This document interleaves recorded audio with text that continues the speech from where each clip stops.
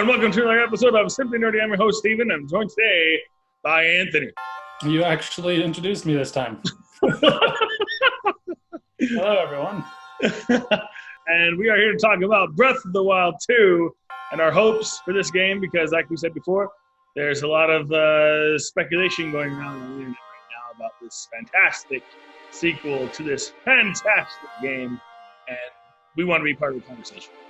Without further ado, let's get right into it. So, Breath of the Wild 2, it's going to be dark, it's going to be mysterious, and based off of that one trailer we got, things are going to get dicey really fast. If that's really, like, there's people saying that they think that might be the opening of the game, which would kind of make sense. But if it is, this game's going to get dicey real fast.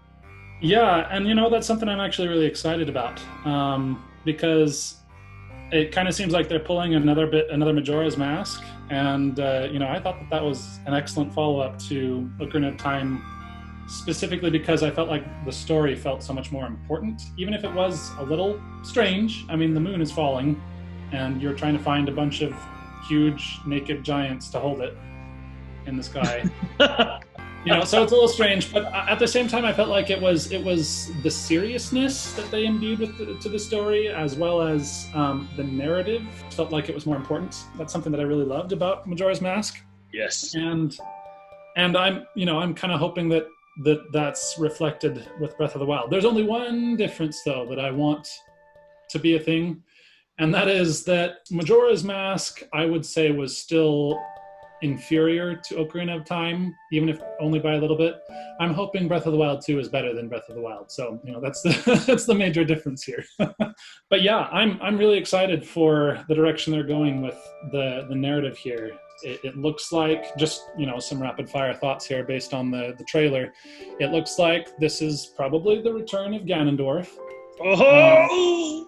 And honestly, I feel like, maybe this is heresy to people who are more long-time Zelda fans than me, but I've always felt like Ganondorf is a better villain than Ganon. So, Yes. Pretty excited to have him back around. It's I guess, if nothing else, at least, it's a lot easier to have a narrative with a character who can actually be part of the dialogue. There was also some interesting details that I missed the first time around that I kind of took notice of that got me pretty excited. This is, by the way, credit to Nintendo Life. They recently kind of gave their thoughts on the trailer for Breath of the Wild 2 and some of their hopes. And so, I guess that's, in a way, kind of our inspiration just a bit here. Yep. I was watching the trailer again, and, there was a good number of details I missed before. That big... Steven, you don't have a paraglider. You forget? Yeah. Oh, wow. Sorry. Those magical letters that we see swirling around that, in the beginning there, that's kind of swirling around the spot where Ganondorf is being held. I kind of thought, for some reason, my first impression was that that magic stuff was actually kind of the dark magic that was foreboding the return of Ganondorf. But then I realized, upon watching the trailer again, that the magic is actually, it ends in that hand that is holding Ganondorf in thrall. Oh, dang. And so whatever that is, it kind of looks like it's Sheikah magic, and it's holding Ganondorf in place. But it looks like that it's fading. Like, to me, at least, the magic, it's floating up in a way in kind of a swirl. It kind of seems to me like the seal on Ganondorf is coming to an end. It's kind of the impression I get from watching it again. And it kind of makes me want to know, like, what's the deal with that hand? What's the history behind it? And what does it mean now that it seems like Link basically ends up with that same magic hand, whatever. I don't even know how to define what exactly happened to him there, but it kind of seems like... Well, we don't know, right? The game hasn't come out yet. We're just speculating at this point. Right. But, maybe he gets the power of the magic hand. I don't know. Maybe who knows how that will manifest. I'm excited. I guess all in all, it kind of looks like narrative is going to be a much bigger deal in Breath of the Wild 2, and I'm excited by that. Like, I felt like the way they told the story was actually really good in Breath of the Wild, and I know there were a lot of people who are pretty critical about that. I mean, there's not a ton of narrative, but when you have an open-ended, open-world game, sometimes you do just go a long time without really having any narrative to speak of, and that's just kind of what happens when you're just traveling the world in whatever order you want. But, so I thought that the way they did it was actually quite good. But, if they were to still, introduce more of a narrative, kind of like they did with Age of Calamity, for example. I feel like that there's a lot of narrative there that just felt really good, especially from a Zelda standpoint. I don't feel like storytelling through cutscenes has been something very important. At least it's not done a ton. Nope. And I feel like I'd like to see a lot more of that in Breath of the Wild 2, is just to have a really strong narrative. And some feel that, Breath of the Wild was very minimalistic in its story. There was a lot of storytelling that wasn't done through cutscenes. Storytelling kind of like this, where you kind of see like broken down buildings and demolished towns. And it kind of tells its own kind of narrative on its own without having to have any dialogue or anything. But Breath of the Wild's full of that. But Breath of the Wild 2 would be amazing if it had more of a narrative. Another thing we're kind of hopeful for is new ways to explore the world, because Nintendo has said that it will take place in the same Hyrule that we've been playing in for the past... How long has this game been out now? So we're very, very familiar with this world, and we need to find ways that they can make it new. Another, going back to the Nintendo Life video that Anthony was saying was our inspiration, they had a few really good ideas that I really liked, such as Hyrule Castle could possibly, when it rises up in the air in that trailer, it could possibly unlock underground tunnels that you can explore, or possibly letting Link be able to swim underwater and explore the underwater areas of Breath of the Wild that we've never been able to explore. I was fighting a monster and I wanted to get the mushrooms. So anyway, I'll let you turn that over to you, Anth, because you were really excited about that, weren't you? To be honest, I'm actually a little bit more hopeful for a lot of changes to the world than they seemed to expect. And I guess I'm not expecting a ton of changes because, again, it is the same Hyrule. But there's several reasons why I'm still hoping that it's not going to be basically a copy-paste of the same world with maybe just a few differences. First of all, I'm kind of hoping that there's enough time has passed that, they've rebuilt a lot of the world. There's towns, there's, maybe even Hyrule itself has been rebuilt. I'm kind of hoping that, there's a lot more civilization, and that itself could add a lot of variety to the world that would be very welcome. But I'm also kind of hoping that whatever happens at Hyrule Castle at the start, which I guess we're presuming is the start at least. Yes. I'm kind of hoping that will actually result in, some pretty big changes to the world itself. Like, who knows, whatever is going on at Hyrule Castle, maybe it triggers, some sort of major earthquake or something like that results in, a ton of changes to the land itself. And opens up new areas. I don't know. And maybe that's part of what, you were saying when it said, maybe it'll open up a bunch of underground caverns. I think there's going to be plenty of that, but I'm kind of hoping that there's a lot of above ground stuff that changes as well. Thank you. My impression, the first time watching that trailer, it kind of made it seem like Hyrule Castle, it started rising. It kind of seemed like it was going to continue even though the video stopped. Who knows? Maybe it goes up into the sky. Maybe we end up going back to Skyloft. Who knows? Riding a Loftwing. Yeah. Just a few more rapid fire thoughts. Things that I guess this is more from the perspective of things that I would have liked changed in Breath of the Wild that I hope they do in Breath of the Wild 2. And he has some good ideas. I'll let you go. First of all, if weapon durability comes back, which I'm not one of those who hated it. I thought that it had its place. I was one of those that was actually a fan of its existence, but its implementation is something that I would change. And here's how I'd go about it. First of all, weapons should be nowhere near as brittle. I want to be able to use a weapon for, you can measure in the original Breath of the Wild, in Breath of the Wild, weapons can be measured based on how many encounters that they can survive. And it's like, the average is like, what, maybe 2, 3? Yeah.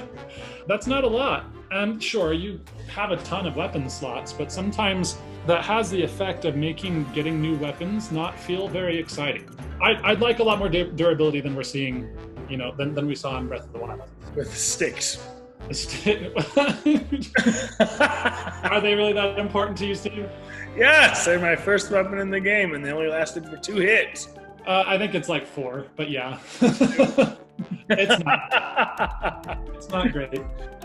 This should be point number 1, really, because, even if they make the weapons as brittle as they were in Breath of the Wild, it wouldn't bother me as much if they would do this one thing. Give us a stupid durability bar. Please, for the love of Pete, let us see how much durability our weapons have. Yeah, it was really bad because, it's especially when you're trying to decide on picking up a new weapon or not. Uh-huh. I love this weapon I have, but I don't know how much durability is left in it. Should I drop it and take this other one that's weaker, or should I just keep the one that's stronger? Right, and it drives me nuts. If I were to be able to have a durability bar, then it would make getting new weapons far more rewarding and far less frustrating. You're on fire, Steve. I know.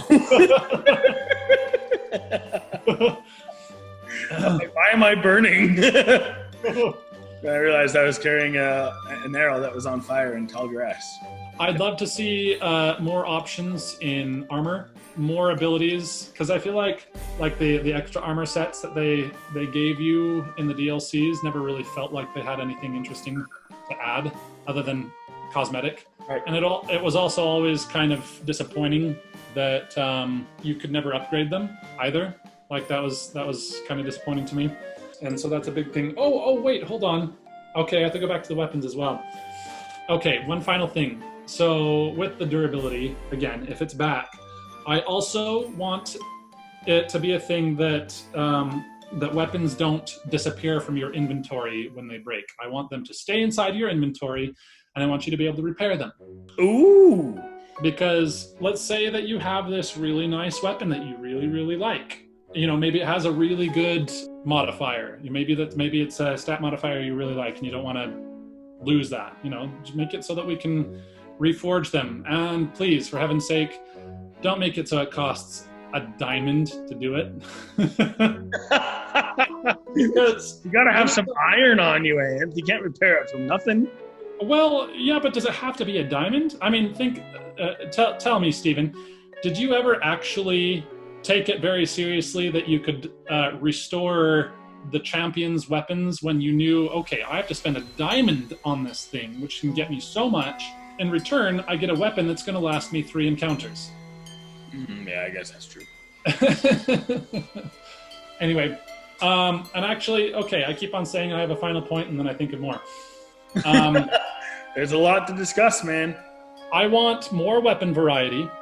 I'd love for it to expand more than just one-handers, two-handers, and spears.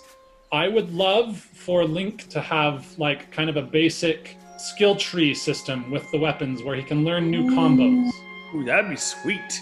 Kind of like it does in Hyrule Warriors, but in a more Zelda fashion. I'd love for him to learn new combos and be able to, to make the combat more nuanced. I'd love the option of being able to get a double axe that I can upgrade to whatever amount of attack I want, so that I can, like if I like how something looks, but I want it to be powerful, then, I have that option. The majority of the changes I would make have to do with the weapons themselves. And I think that I just feel like it was a system that they made work, but it could be improved in so many ways. And I'd love to see some of these ways done. And one that Anthony has not mentioned yet, or at least maybe I missed it because I was so enthralled with climbing this tower or whatever. You know how you go in your inventory to select a weapon and it's all laid out in a grid? Anthony, at one point, told me, I don't know if he still feels this way, but when you go to do a fast selection, instead of having it horizontal and having to go through your entire selection, which by the end of the game, you'll have new weapon slots and it'll last forever. It'll just go on and on and on and on. Anthony suggested, why not just give us the whole grid? We can go to see all our weapons at once and just go directly to the weapon that we want instead of having to cycle through our whole inventory to find the one weapon. It'd be super nice, wouldn't it? It would be super nice. Do you still feel that way, or did you change your mind? No, I'm still a fan of that idea. I was about to jump off this tower, by the way. I was watching to see if you would.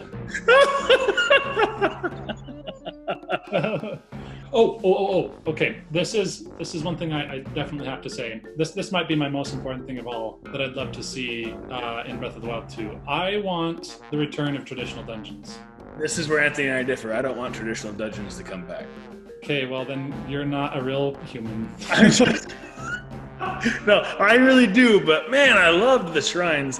I do agree that I wish the divine beasts there's some Breath of the Wild spoilers, were more of a traditional the dungeon and not like a enhanced shrine. For the most part, I really did enjoy those mini puzzles and mini shrines.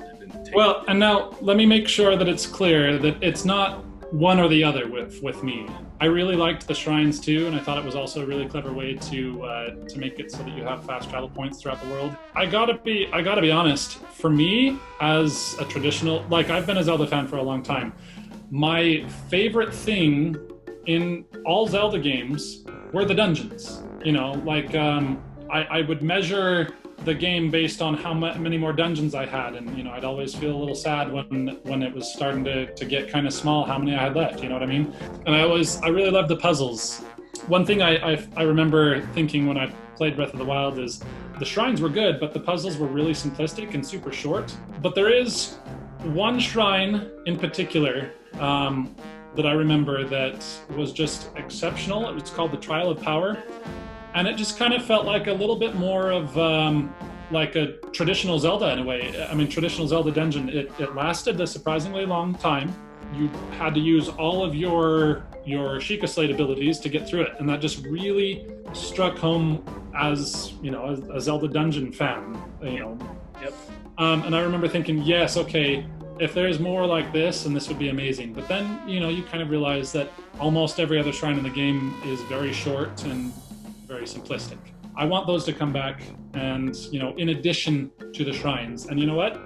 If the shrines are still super simplistic, it won't offend me so much anymore, because you know, I'll have the dungeons to fill the hunger. You know what I'm saying? Yep. You heard it here first. Return of dungeons. All right, Anthony, is there anything else you need to say about Breath of the Wild 2 other than it's coming out this holiday season? I'm just kidding. That's not been confirmed. When do you think the game's coming out, Anthony?